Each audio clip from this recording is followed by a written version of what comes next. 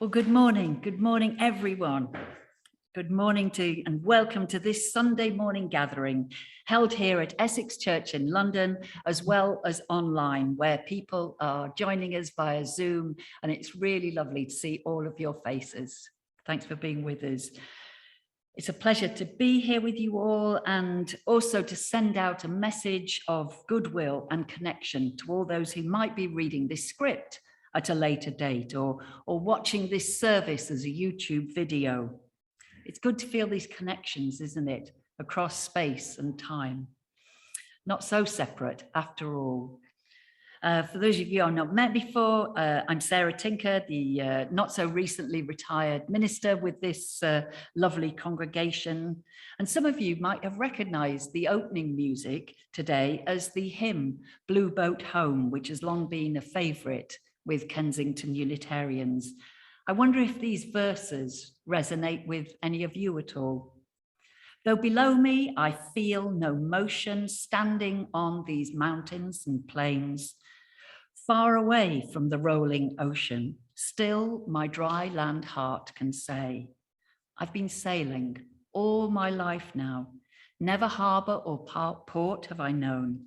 The wide universe is the ocean I travel, and the earth is my blue boat home. Sun my sail and moon my rudder as I ply the starry sea, leaning over the edge in wonder, casting questions into the deep. Drifting here with my ship's companions, all we kindred pilgrim souls, making our way by the lights of the heavens in our beautiful blue boat home. And our theme for today's service is this idea of life as a journey, a time and a space that we're simply passing through, the journey being the destination, and the quality of our connectedness with one another and with our wider being of crucial importance. This is it. This is life, and we are in it together, and none of us are getting out alive, as the old T-shirt slogan said. So with that cheery thought in mind, everyone, let's take a moment to settle ourselves in this here and now. Let's take a breath. If taking a conscious breath works for you, gently in and out. Taking time to check how we are, perhaps. Rattled or amused, tired or energized, worried or peaceful. We know that our lives are a patchwork of experiences and feelings, up and down. We know that together our combined life patterns tell us what it is to be human. So let's make this time a sacred offering of our common humanity, gathered here. The outside world left aside just for a little while, taking a bit of time out from life's journeying, creating a pause point, that new inspiration might find a way to our hearts and connect us with that which we consider to be holy. And welcome everyone, this early spring morning.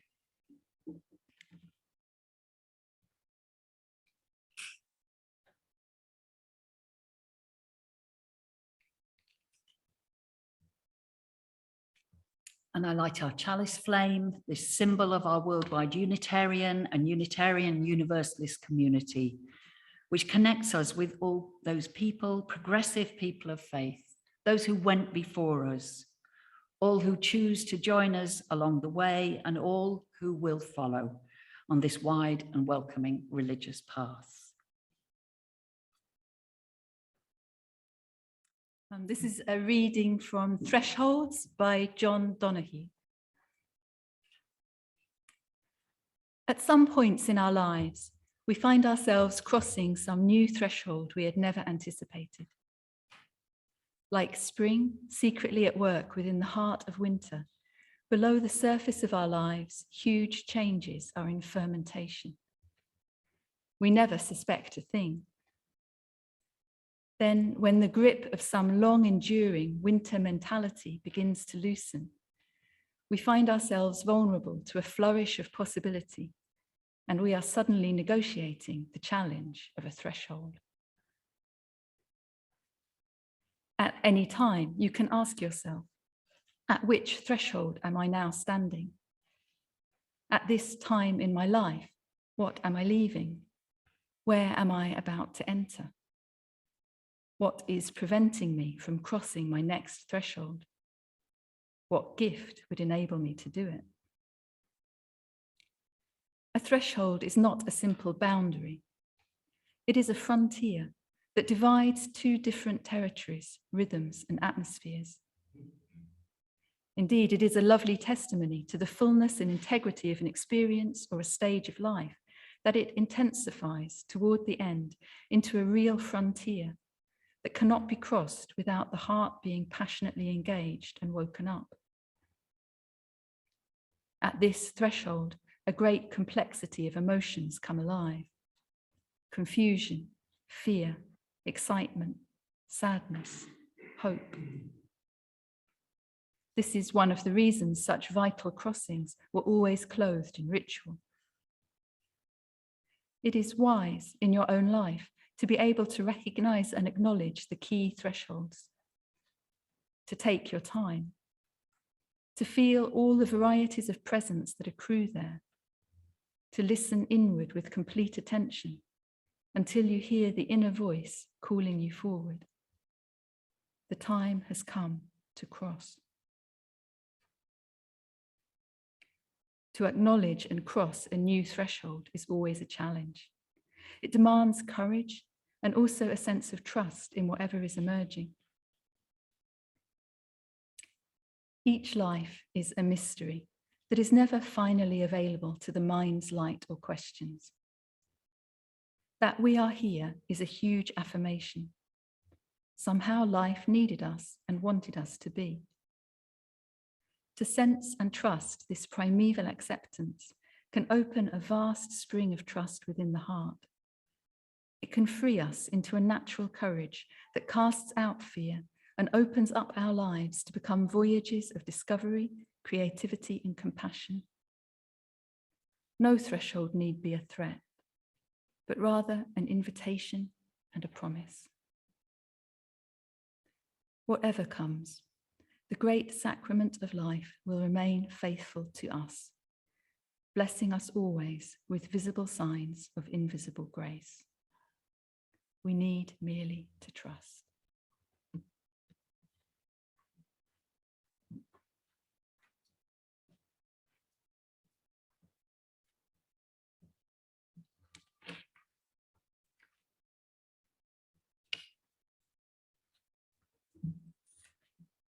Thank you, Jenny. And let's take that ideas of that reading, beautifully written by John O'Donoghue, into a time of reflection and prayer now upon life's changes and transitions. And I'll invite you at the end of my words to join, if you wish, in a shared reading of a prayer that's written by the Anglican Tess Ward. Some of us really like her writings, and I've slightly adapted them, and they're on this sheet.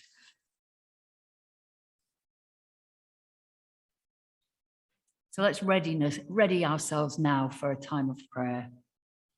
And may the divine spirit of life and love be with us now in this, our time of worship, and bless our togetherness here in this congregation, gathered in person and online. May our hearts be softened and our busy, busy minds be stilled. May our bodies, aching though they may be at peace within themselves as we turn our thoughts and prayers to our world community. Knowing that throughout history, the story of our planet has been a story of change, a great unrolling narrative with its multitudinous characters and settings. To be alive is to move, and to move is to change. So may our thoughts be with places in the world where changes are enforced and bitter, where life is tough and there can be little illusion of control for the people living there.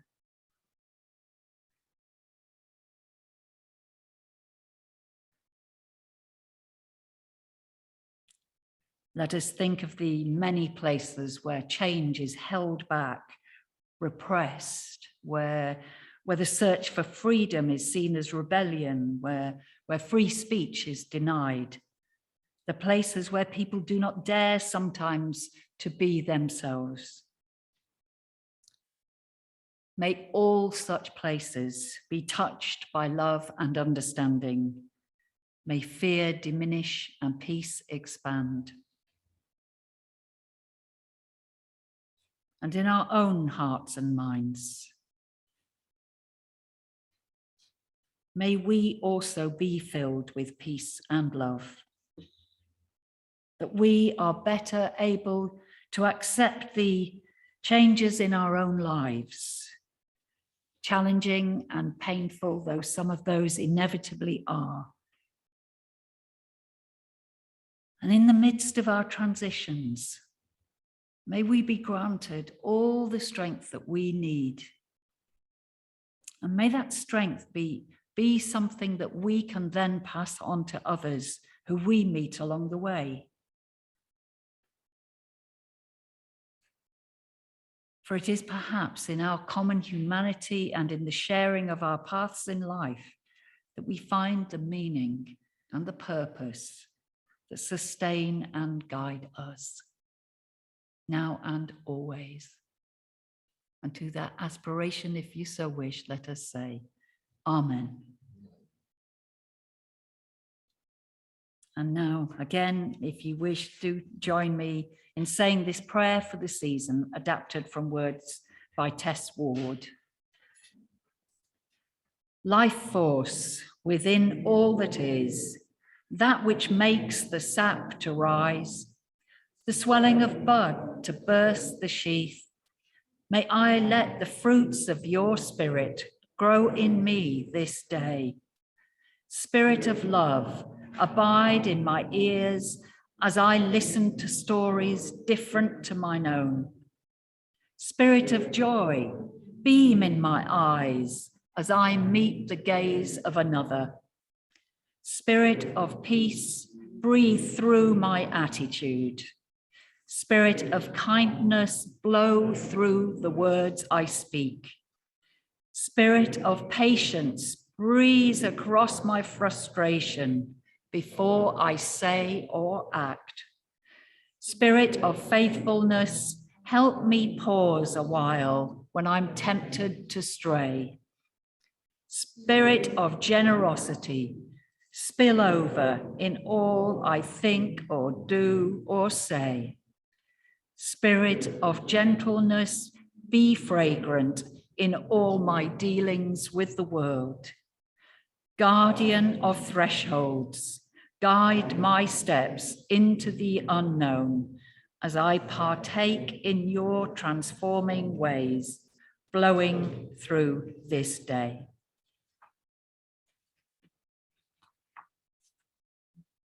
Thank you.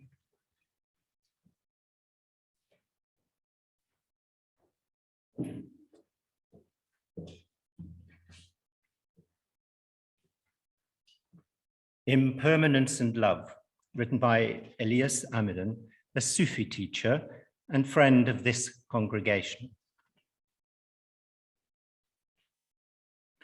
A little child runs across the lawn into her mother's waiting arms.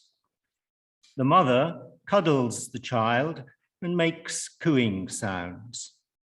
And then the little one races off around the yard again, tumbling and showing off. That was many years ago. Now the child no longer exists. A grown-up person has taken her place. The mother is no longer waiting with her arms open. She too no longer exists. This is the hard truth of impermanence, and it's how we usually think of that word, the endings it forces on us, the goodbyes, the losses, and poignancy of never again. Of course, impermanence doesn't only work at the level of human attachment and suffering. If we look closely at the fine grain of our experience, we can see impermanence acting in every instant and in every place.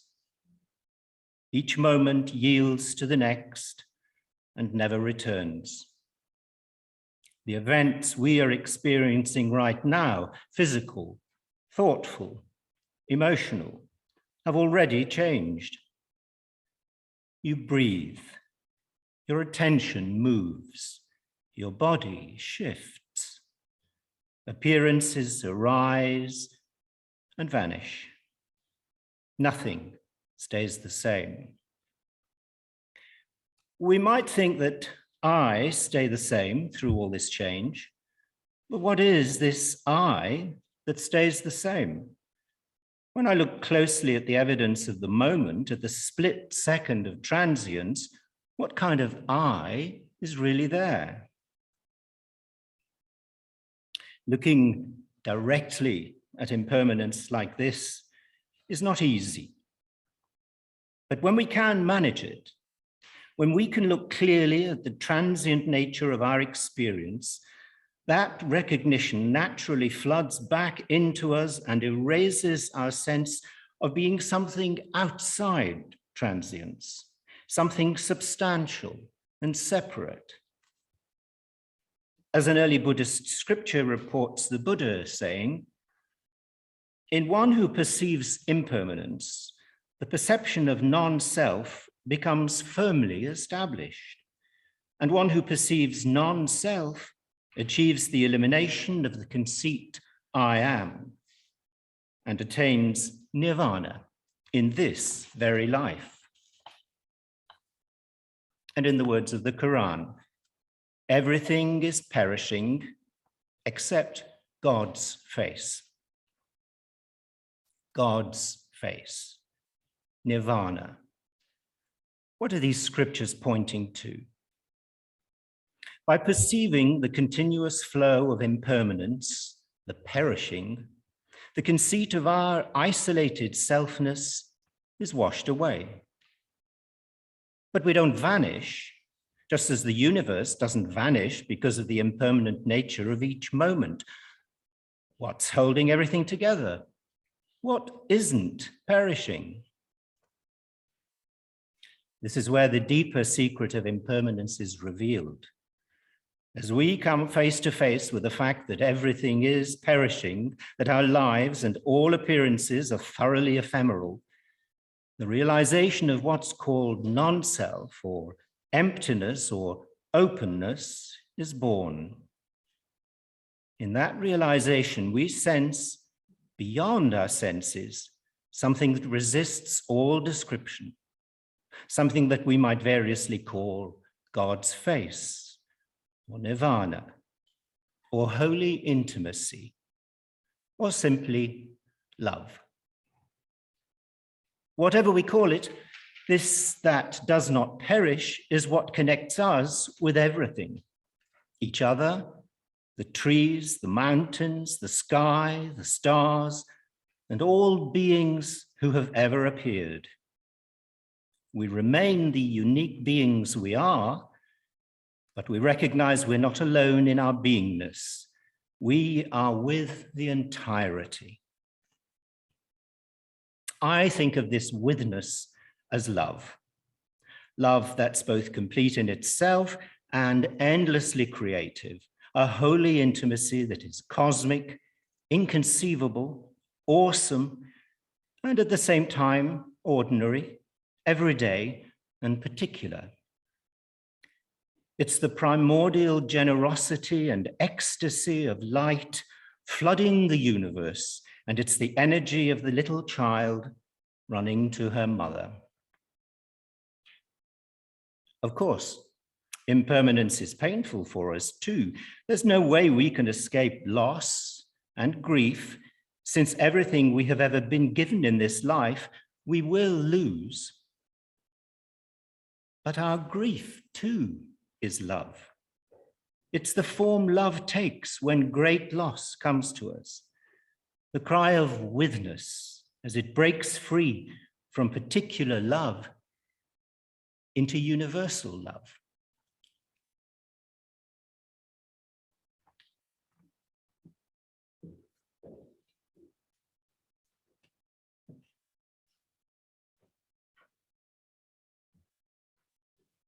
Thank you, Harold.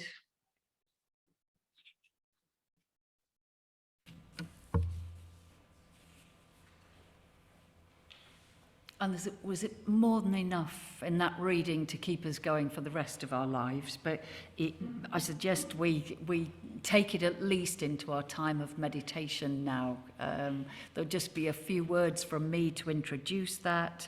Then Peter's going to be playing 2 Chopin etudes for us, I think. 3 others. And then let's hold a couple of minutes silence together, and there'll be a chime from our bell to end that. So just get yourselves comfy, whatever works for you. Some people like to hold on to something, others like to put down their papers. Whatever works. Maybe enjoy that feeling of having your feet on the floor if you're sitting, or maybe lying down if you're at home. And taking one of those lovely cleansing breaths deep into the belly, perhaps letting your palms rest in your belly or on your thighs. Maybe imagining just something dropping away, maybe holding your shoulders up and rolling them back and down is something that works for you. Something that in some way symbolizes that you're entering a reflective time, a chance to go deeper for a while and to allow your own thinking to journey on its way as it will. But if you find yourself thinking of things you'd rather not think about at the moment, like shopping lists and the like, you can just bring yourself back to the here and now, to this moment, the only moment that there is. And that sense of what it is that does not perish. And does the word love work for you as that which does not perish, despite everything?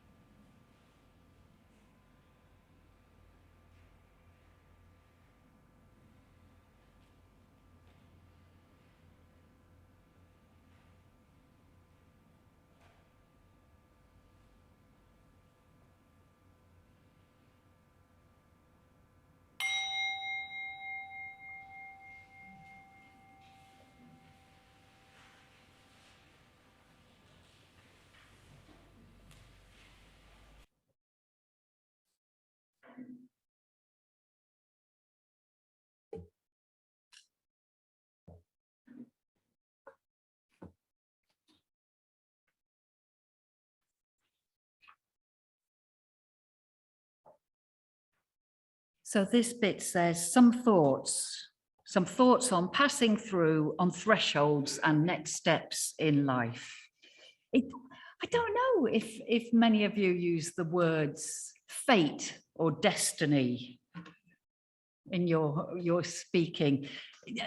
These are not modern concepts, are they? They go way, way back, ancient times, when life was so perilous and so clearly out of any individual's control. It is not surprising that they had terms to describe powers greater than their own. In classical times, even the gods were at the mercy of the fates. In Greek mythology, the three sisters who spun each life thread chose its length and qualities, and in due course cut the thread to bring life to its close. The fates could not be avoided, but destiny, now destiny was a quality to work with, to struggle with in order to fulfill. Through most of human history, death has been an ever-present reality. And it's only in these relatively recent times that medicine has extended our average lifespan and given us a greater sense of being somehow in charge of our individual existence. But the question remains, well, how much do we shape our own lives? How much does life shape us? I don't personally believe in a preordained destiny or in a life path that is mapped out for us. And yet, I don't know if you have some of these experiences. There have been times in my life where a certain next step felt completely right. Chance meetings leading to lifelong friendships, decisions made seemingly in the moment that have taken life off into a completely new and unexpected direction.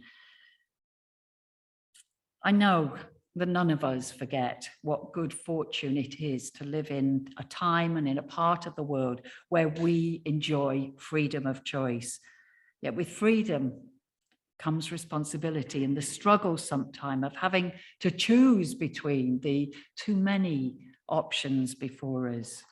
We may live to regret a choice made too quickly or feel paralyzed by indecision at times, unable to see into the future, unable to decide which path to take for fear of missing the opportunity not chosen.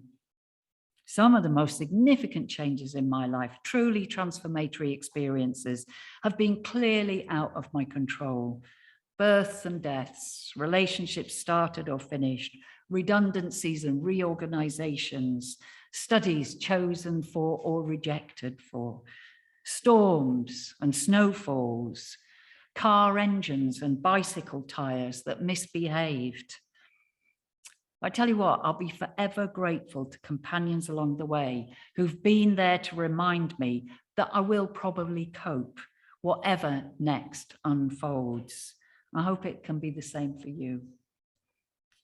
Many tribal societies to this day utilize the power of ritual to help individuals through times of change in their lives. Firstly, in such phases of life, there is an acknowledgement of an ending. This must be marked in some ritualistic way, perhaps through grieving or through some symbolic letting go. The person undergoing the rite of passage, as it's called, is then considered to be in a second phase, their time of transition. They're about to cross over a threshold, to leave the past behind and to step out into the unknown. This is sometimes described as a liminal state, a threshold, that border between what is unconscious and conscious, like the shoreline of the sea, gently moving. This is a place of uncertainty. It can be disorienting by its very nature because the psyche is in the process of reorienting itself, finding its way, if you like, through the mist. Life is no longer as it was, and the future is inevitably uncertain because it does not yet exist. This is the point where trust is called for, as John O'Donoghue wrote in the reading we heard from Jenny earlier on in the service. We need the strengthening gifts that trust can bring us when we face an uncertain future, for all the futures are well and truly uncertain, unformed. There are no guarantees. It can be exciting and exhilarating, but also scary to be in this middle phase of a rite of passage, or indeed any time of change in life, because it's a time when we cannot know anything for sure. Everything is there to be re-examined, reconsidered, old routines falling by the wayside. Uncertainty rules. And then that liminal phase eventually leads on to a stage of transition itself, in which the change is made and the new situation is recognized and marked. In a tribal initiation ceremony, for example, held to mark a young person's acceptance into the adult group, the middle phase might well involve a period of isolation, even hardship, a time when the young person is tested in some way. And only when the tests have been undergone can the transition to adult status be properly marked by the group. And as I thought about changes and transitions this week, about permanence and life as passing through, various realizations stood out for me, one of which is that our whole society is in a transitional phase at the moment. We are all facing multiple thresholds that we are or are not yet crossing through. This is a strangely shared experience, I think. And another realization was that I think as a society, we currently lack clear ways to mark our transitions. And the transitions that are sometimes noted the least, they're sometimes the private ones, the quite profound inner developments that we go through at various stages of life. Sometimes the quiet letting go, the coming to terms with. These inner changes need marking, deserve marking in some way and honoring. But interestingly, in our society, I think we do have some quite clearly defined ways of marking the end of a job. And as our current government has shown us with its repeated parties held to bid colleagues farewell. Now, here at Essex Church, unlike number 10, we will not crack open bottles of champagne and drink late into the night. We will keep our masks on, but we will say a big thank you to you, Jenny Moy. You're moving on to pastures new after 16 years living and working here at Essex Church. We're going to present you, Jenny, with a card filled with messages, which make for great reading, those messages, and best wishes from members of the congregation. And there are some flowers and presents and a check for you to buy yourself something special. And then we'll all clap and cheer. And that's our way of saying farewell and of marking this transitional time that you are going through now. And we'll be wishing you good luck in all your threshold crossing. And as the person who's lived and worked alongside you for a long, long time, I'm going to borrow the Hindu namaste and truly recognize the spirit in you that has brought integrity and fascinatingly different ways of doing things here. And I'm touched that you've kept the place in good fettle and our finances in such marvelous shape. So shall I pass over to you now? Yeah. You'll get another.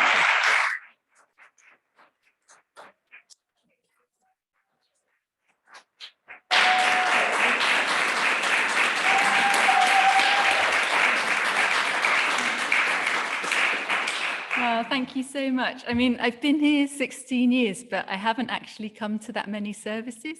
And I've spent even less time standing at this podium. And I've certainly never been applauded, so thank you. And the reason I've not come to many services is because I normally worship with Quakers.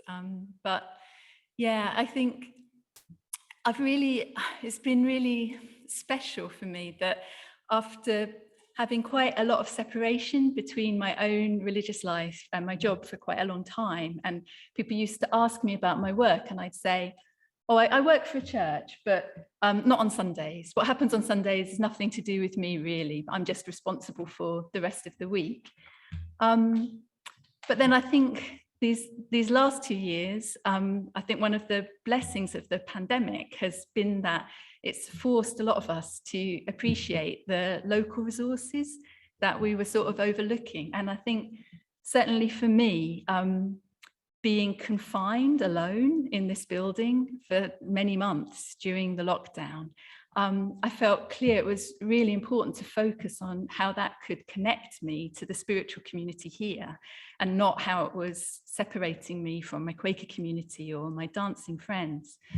So yeah, I just feel so grateful for having got to know many of you individually better in the last couple of years, and also for coming to understand better what you value about this spiritual community here, even though it has made it quite a lot harder and more painful to leave.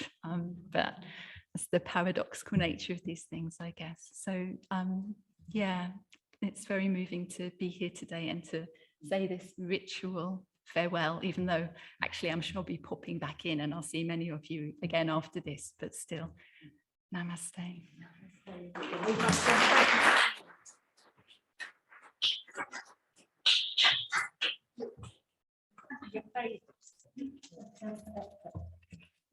Go on, Juliet, you go first.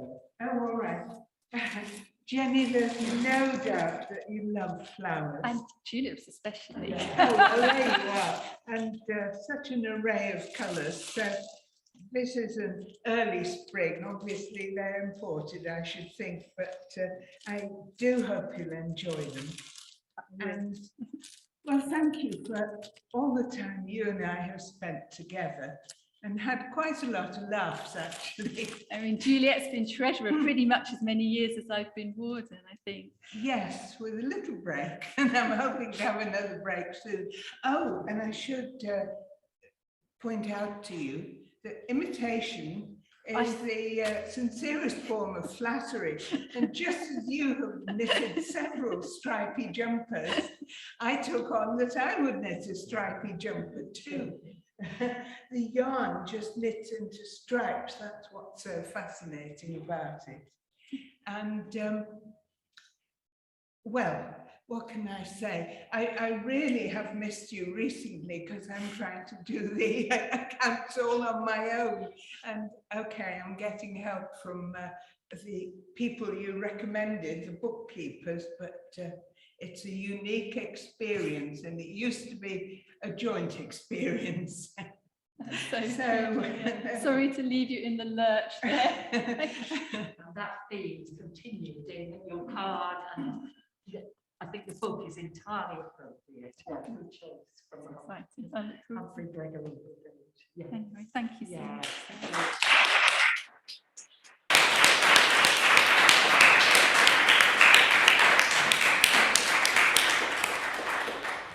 So sorry, everybody, about the lack of champagne reception, but yes, may come back and we could maybe do that at a later date.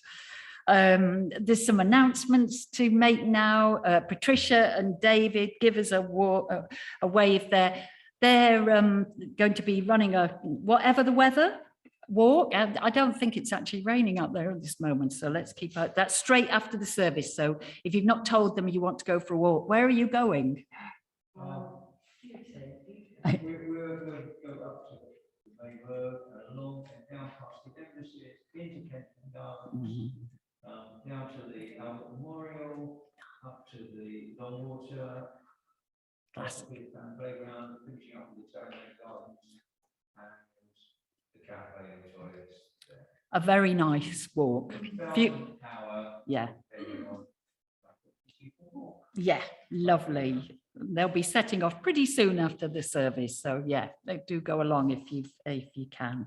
And if you've never been to a Heart and Soul gathering, those are being run several times each week online. Do give it a try sometime. This is about an hour and a half of exploring a particular theme and praying together in a very nicely, gently structured way. And the coming week's theme is failure, which is a topic worthy of exploration for flawed humans like us.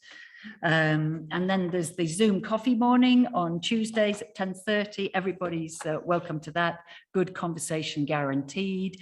And a note for your diaries that if you're free on Saturday, the 19th of March in the morning up to lunchtime, the West London Green Spirit Group are running a workshop about helping to mend the brokenness of the world through mending little things ourselves.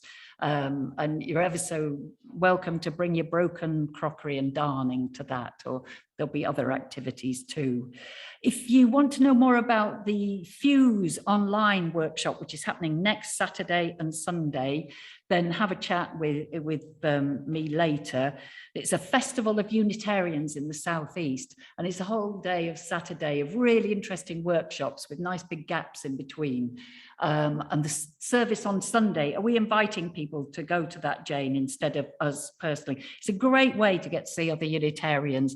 Have a look at the Brighton Church. They're going to be filming it there, and we'll be sending out the details in the Friday email. It's an 11 o'clock start, so you can take a steadier start to the day.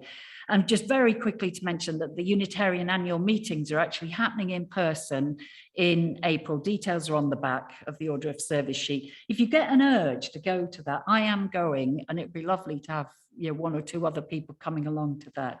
So have a look at the dates and see if that works for you. Anything else that I needed to be thinking of? No. Okay. Just have a look at your order of service for a while, because there is the words for the closing blessing start with a quotation from Hafez, a Sufi poet, loved by some of us. Every building you see is destructible, except the enduring shelter of kindness. And so, I extinguish our chalice flame, but not, I hope, the warmth of this community.